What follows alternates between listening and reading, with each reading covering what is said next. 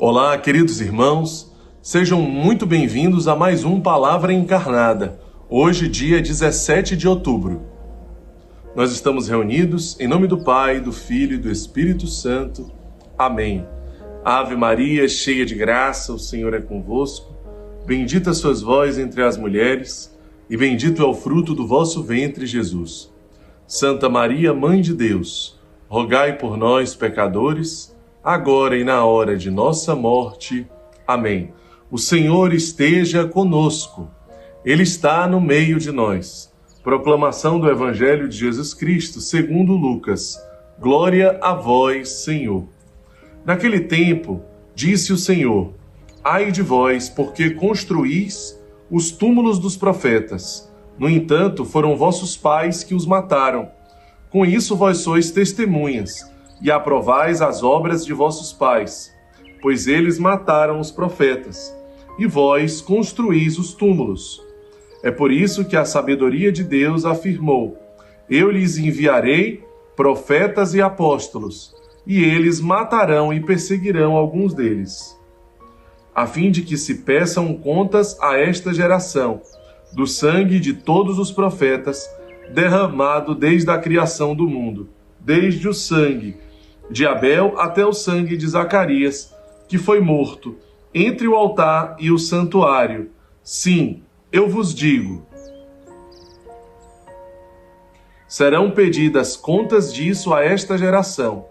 Ai de vós, mestres da lei, porque tomastes a chave da ciência. Vós mesmos não entrastes, e ainda impedistes os que queriam entrar. Quando Jesus saiu daí, os mestres da lei e os fariseus começaram a tratá-lo mal e a provocá-lo sobre muitos pontos. Armavam ciladas para pegá-lo de surpresa, por qualquer palavra que saísse de sua boca. Palavra da salvação, glória a vós, Senhor. Ai de vós, porque tomastes a chave da ciência. Vós mesmos não entrastes, e ainda impedistes os que queriam entrar. Como é forte o evangelho de hoje, meus irmãos. Precisamos ter muito cuidado para não agirmos em nenhuma ocasião como estes fariseus, como esses mestres da lei, que tomam para si a chave da ciência, que não entram no reino dos céus e ainda impedem outros de entrar. Quando que isso pode acontecer?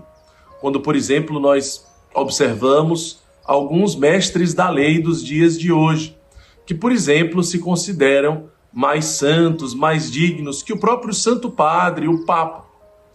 E muitas vezes tomam para si mesmo a ciência e ainda, infelizmente, além de não entrar no reino dos céus, impedem tantos outros de entrar, porque infelizmente dividem a igreja, infelizmente levam as pessoas para longe do pastoreio da igreja, para longe muitas vezes dos bispos, do Papa. Veja bem, uma opinião pessoal de Bergoglio é uma opinião pessoal de Bergoglio. Ele torcer para o São Lourenço ao invés de torcer para o Boca Juniors ou River Plate é uma opinião pessoal dele. E os argentinos não têm que torcer para o São Lourenço ou deixar de torcer para o Boca Juniors e para o River Plate. Mas quando o vigário de Cristo, o Santo Padre, o Papa Francisco, ele alerta a humanidade através dos documentos, através da sua condução de pastor, para aquilo que tem sido o maior problema da humanidade nos dias de hoje, por exemplo, como o egocentrismo, como a indiferença, e leva a humanidade a tocar na carne sofredora de Cristo nos pobres, porque pelas vossas chagas fostes curados. Porque o Evangelho tantas vezes é tão claro sobre as causas de juízo e condenação. Portanto, o vicário de Cristo está como aquele profeta, do Epulão e do pobre Lázaro, tentando levar a humanidade para o reino dos céus. Mas aí alguém simplesmente resolve denegrir o vigário de Cristo e toda a condução do seu coração, de Papa, de vigário de Cristo, porque se acha um grande entendedor. Isso é perigosíssimo. Aqui são os fariseus do dia de hoje. precisamos ter muito cuidado, né, para onde nós levamos as pessoas com o nosso discurso. Assim como também com o outro extremo, quando muitas vezes as pessoas elas querem também tomar para si a ciência da verdade, a ciência daquilo que elas dizem ser o evangelho, distorcendo o evangelho. Ah, essa parte eu gosto de viver, já essa eu não gosto. Então você não precisa, não é bem assim, né? Não precisa viver tanto assim, não seja radical, né? Não, então você vive o que você gosta, o que você concorda. Aquilo que você não gosta, não concorda, você não vive e explica para as pessoas que elas também não precisam viver. Né? Ou seja, não precisa viver a santidade, não precisa viver o evangelho, mas como isso também é perigoso. Essa relativização da santidade, essa relativização da radicalidade da vivência do evangelho. É sobre isso que o evangelho fala hoje. Né? É sobre muitas vezes também o faça o que eu digo, mas não faça o que eu faço. Né? Quando nós entramos nesse grande perigo da hipocrisia. Né? Quando nós nos dizemos católicos, quando nós nos dizemos cristãos, mas a nossa vida não condiz com aquilo que nós afirmamos ser.